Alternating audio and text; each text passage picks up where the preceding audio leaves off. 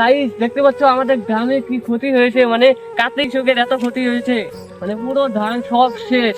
যারা শহরে থাকো, হ্যাঁ, মনে করো এসি রুমে থাকো, খাবার দাবারের কোনো মানে চিন্তা করতে লাগে না। কিন্তু গ্রামে দেখো যারা মানে খাবার জুগায় তোমাদের জন্য, হ্যাঁ, যারা তোমাদের জন্য খাবার জুগায়, দেখো তাদের কি অবস্থা হয়ে গেছে এদিকে।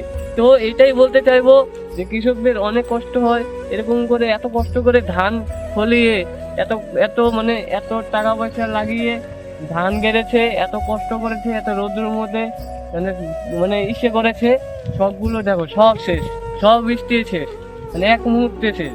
দেখতে পাচ্ছ, তার জন্য বলছি, হাত জোর করে বলছি, ভিডিওটা অনেক শেয়ার করে দাও অনেক, কারণ এত ক্ষতি হয়েছে।